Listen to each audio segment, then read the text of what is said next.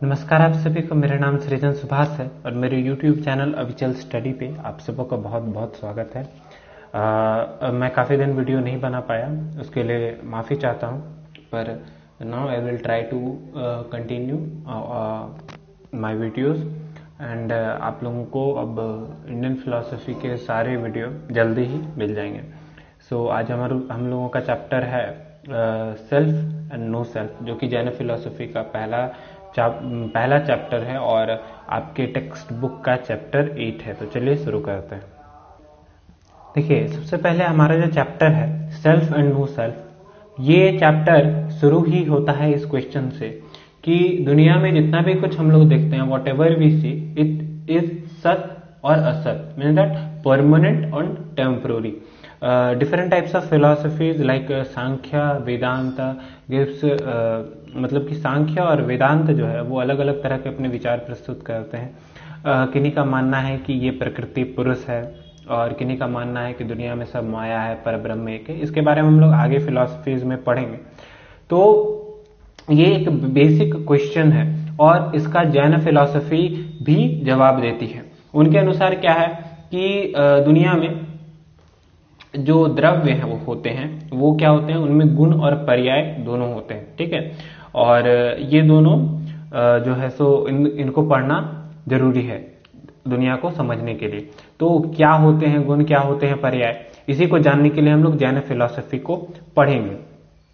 तो सबसे पहले ये जानते हैं कि जैन को शाश्वत धर्म कहा जाता है। शाश्वत कहे तो जो कि आदिकाल से चला आ रहा है, ठीक है। और अलग अलग समय पर अलग अलग तीर्थंकर्स जो हुए, जितने भी जो इनके गुरु हुए, जैसे अभी जो सबसे नियरेस्ट गुरु जो है वो थे 24th तीर्थंकर महावीर वर्धमान उनका नाम था। महावीर जैन हम लोग महावीर जैन के नाम से हम लोग उनको जानते हैं। ये इनका जन्म लगभग 600 BC के अराउंड हुआ था। तो ज्यादा तीर्थंकर्स के बारे में हमारे पास नॉलेज नहीं है, केवल 3 तीर्थंकर्स ही है जिनका की नॉलेज है हमारे पास। सबसे पहले तीर्थंकर है ऋषभदेव, ठीक है। इनको पहला तीर्थंकर कहा जाता है। ये जो है सो इनका जो वर्णन है वो जैन फिलोसफी में या जैन पुराण में होता है। सॉरी, फिलोसफी नहीं, पुराण में होता है, जितने भी जैन पुराण। और कुछ हिस्टोरियंस ये भी कहते हैं कि ऋषभदेव जो है उनका वर्णन ऋग्वेद, यानी कि ऋग्वेद आप समझ रहे कितना पुराना है, उनमें भी इनका वर्णन मिलता है, ठीक है। उसके बीच के जितने तीर्थंकर्स हैं, हो सकता है कि जैन पुराण में हो, पर चूंकि जैन पुराण हम लोगों को पढ़ना नहीं है, पर तो उसके बाद सीधा 23वें यानी 23rd तीर्थंकर के बारे में हमारे टेक्स्ट बुक में बताया गया है, वो है पार्श्वनाथ। इनका भी पर्सनैलिटी विविध है। देखिए, आज से ये करीब अभी एक समय मान लीजिए कि ये फलाना समय चल रहा है, ठीक है, 2000 AD, इससे 2000 साल पहले चल जाइए तो ये एक समय था।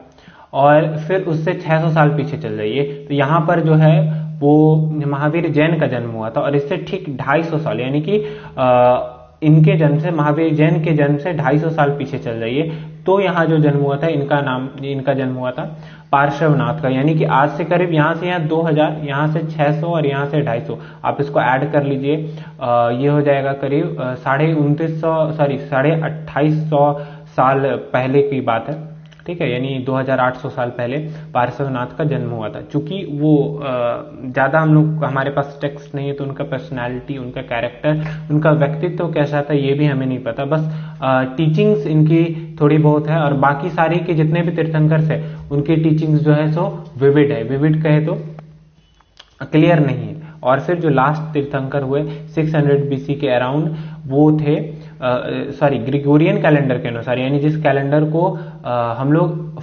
अभी यूज करते हैं उनको ग्रिगोरियन कैलेंडर कहा जाता है। और जिस कैलेंडर से हमारा पर्व त्योहार ये सब जो होता है ये विक्रम संवत के अनुसार होता है। आई होप कि आप ये जानते हो, ठीक है।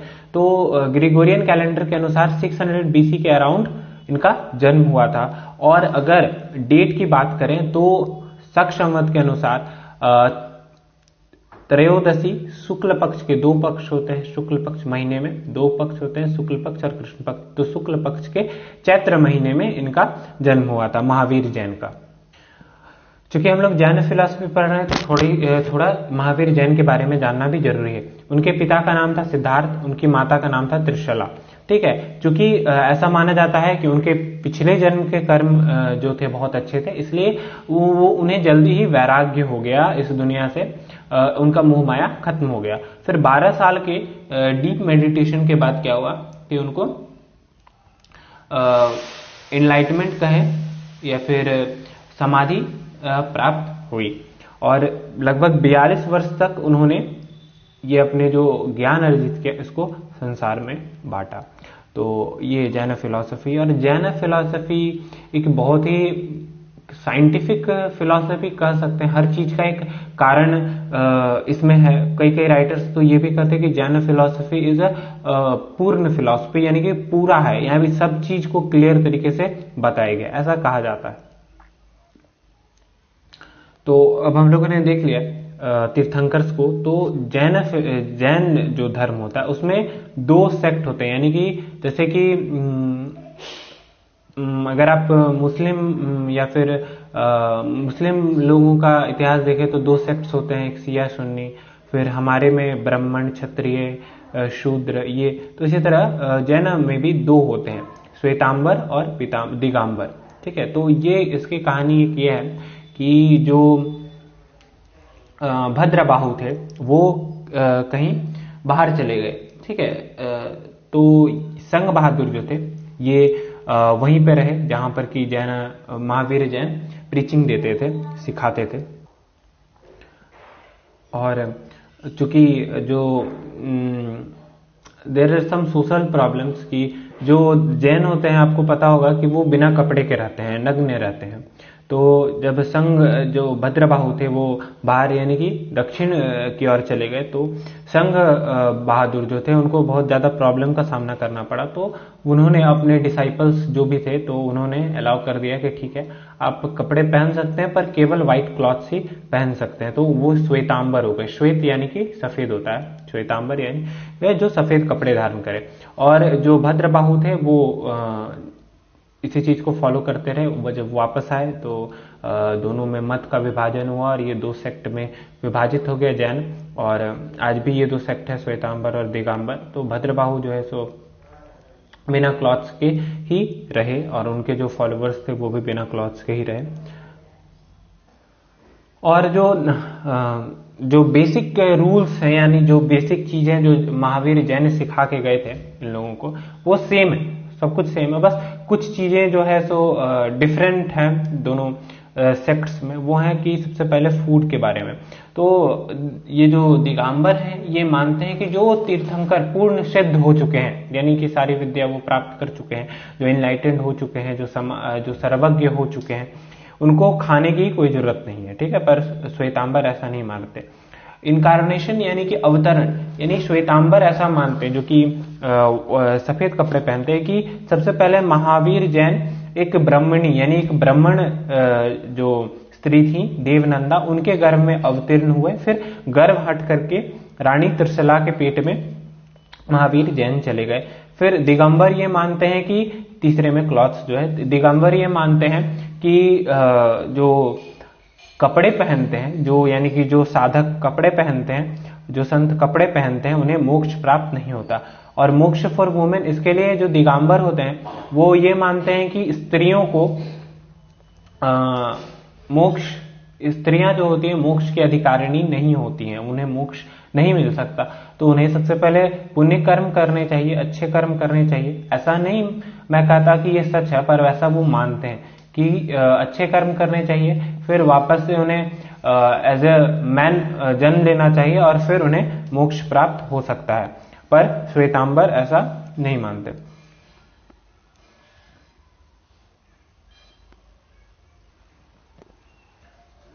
देखिए दुनिया में क्या सत्य है और क्या असत है। ठीक है, what is permanent and what is not permanent, ये बहुत ही बेसिक क्वेश्चन है फिलॉसफी का। ठीक है, तो ये आज हम लोग जैन फिलॉसफी के अनुसार डील करने का कोशिश करेंगे या फिर लेने का कोशिश करेंगे। वेदांतियों के अनुसार दुनिया में सब कुछ माया है, और सांख्य क्या कहते हैं, एक प्रकृति है एक पुरुष है, यानी ये संसार चल रहा है प्रकृति से। इसमें जो पुरुष होते हैं वो आत्मा रूप में इस शरीर में निवास करते हैं। ये जो जितना भी कुछ दिख रहा है ये सारा प्रकृति है। ऐसा भी कहा जाता है कि प्रकृति कुड बी चेंज बट पुरुष इज अनचेंजेबल। और खैर ये सब पढ़ेंगे, और हम लोग बुद्ध फिलॉसफी में पढ़ चुके हैं। जिन्होंने नहीं पढ़ा फट से पीछे जा करके बुद्ध फिलॉसफी का वो मोमेंटेरिनेस पढ़ लीजिए। तो बुद्ध जो है सो वो मोमेंटेरिनेस में बिलीव करते हैं। तो सत्य क्या होता है, असत्य क्या होता है, सिंपल मीनिंग में हम लोग समझते हैं कि जो परमानेंट है दैट इज सत्य, and the thing which is not permanent that it is असत्य। इसका जो जैन फिलॉसफी है उन्होंने यूनिक आंसर दिया है कि इस दुनिया में, ठीक है, इस दुनिया में जितने भी चीज है, जो भी द्रव्य है, उस जो भी चीज है यहाँ पर जो दिखता है हमको इस दुनिया में, उसमें दोनों है, सत्य भी है और असत्य भी है। ठीक है, तो ऐसा नहीं कि कोई एक चीज पूर्ण रूप से सत्य है और कोई एक चीज पूर्ण रूप से असत्य है।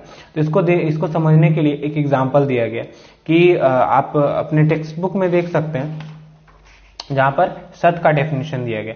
तो ये क्या कहा गया कि जब भी जो भी हम सपोज दैट एक ग्लास देते हैं गोल्ड स्मिथ को, सोना का ग्लास, ठीक है, गोल्ड स्मिथ को लोहा का ग्लास देते ही नहीं, तो सोना का ही ग्लास देते हैं और उसको कहते हैं कि इसको चेंज इट इनटू बकेट, यानी कि एक थोड़ा छोटा जैसा ग्लास का शेप अलग और इस शेप में चेंज कर दीजिए। ठीक है, तो वो क्या करता है कि उसको बकेट के शेप में ला देता है। तो अब इसमें क्या हुआ कि तीन चीज हुए। ठीक है, तीन चीज क्या हुए कि सबसे पहला चीज हुआ नाश यानी कि डिस्ट्रक्शन। जो हिंदी जानते हो उनको पता है कि नाश मतलब क्या होता है, तबाह हो जाना, खत्म हो जाना। तो जो सबसे पहले एक ओल्ड फॉर्म जो था यानी कि ग्लास का, उसको खत्म कर दिया गया। ठीक है, और फिर जो ओल्ड फॉर्म हुआ वो नाश हो गया, वेनिश हो गया, खत्म हो गया, और उत्पादन यानी कि फिर नया चीज का प्रोडक्शन हुआ। क्या हुआ उसका, तो एक बकेट का प्रोडक्शन हुआ जो सोना था। पर एक चीज जो कि मतलब कि जो कि नित्य रहा उसमें, वो था सोना यानी कि गोल्ड।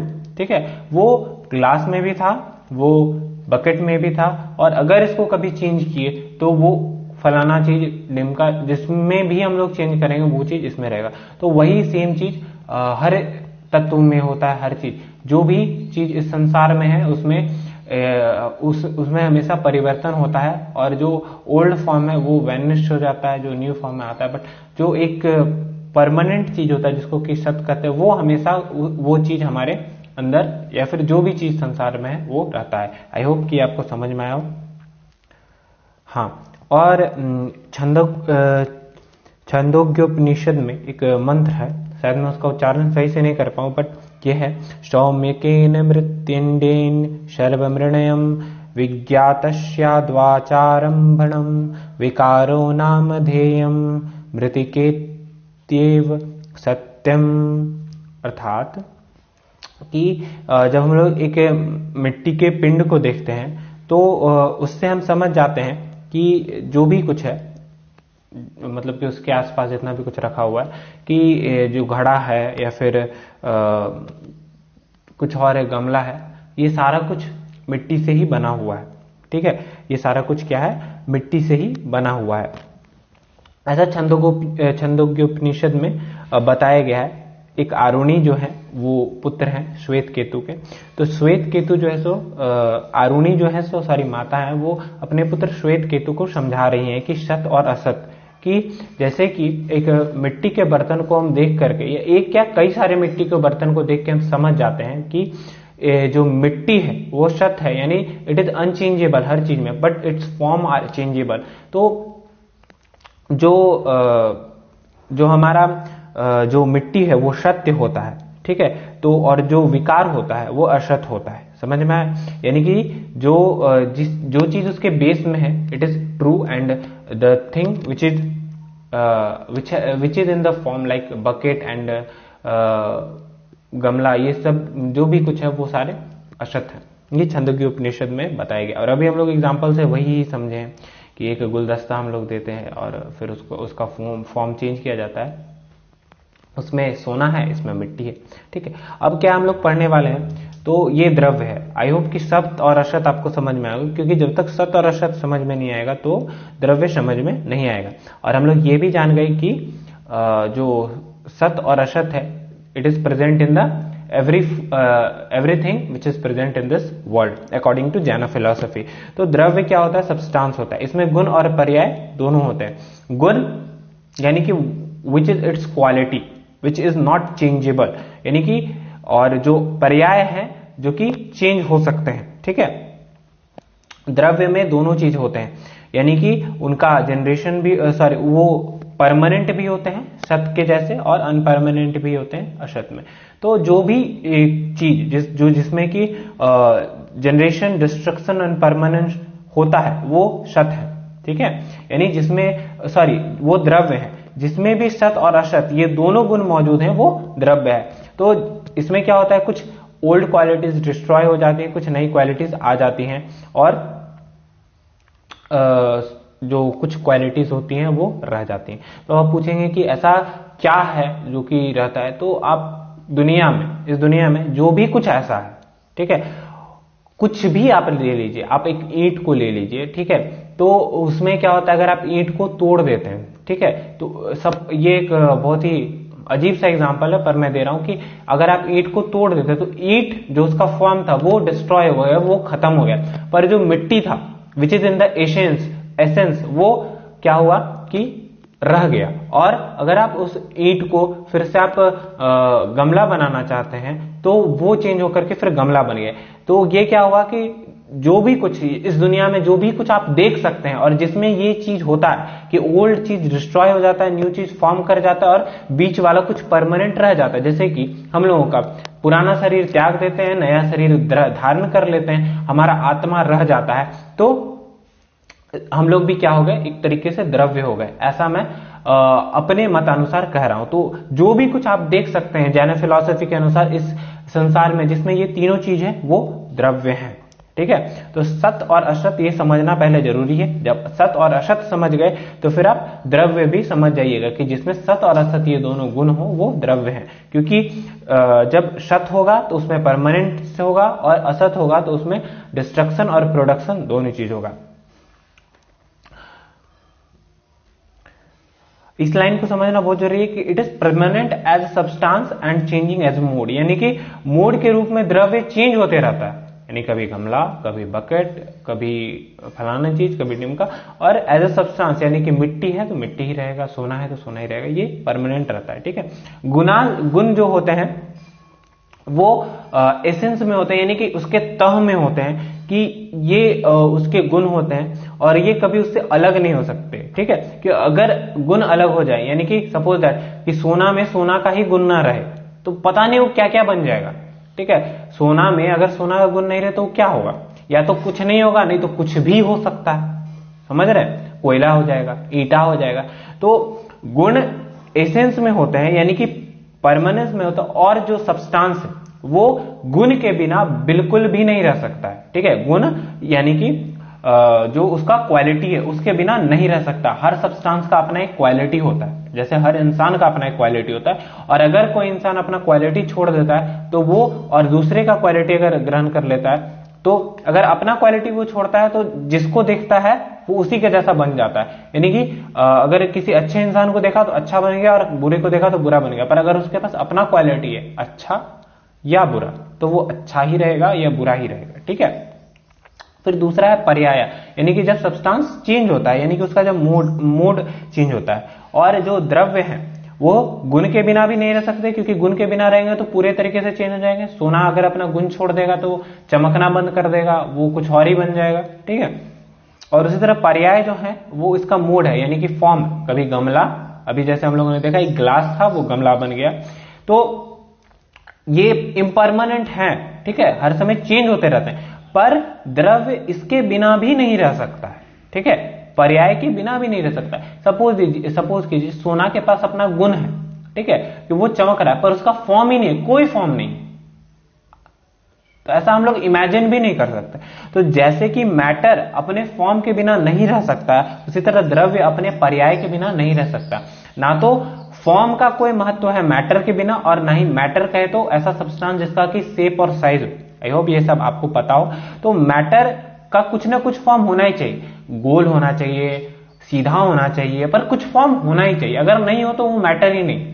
उसी तरह अगर कोई भी द्रव्य है उसका अपना कोई पर्याय नहीं है तो वो रह ही नहीं सकता है। ठीक है, आई होप गुण और पर्याय ये आपको समझ में आ गया होगा। तो हर द्रव्य के अंदर गुण और पर्याय दोनों होते हैं। गुण चेंज होते हैं, पर्याय गुण चेंज नहीं होते हैं, पर्याय चेंज होते हैं। ठीक है, हाँ।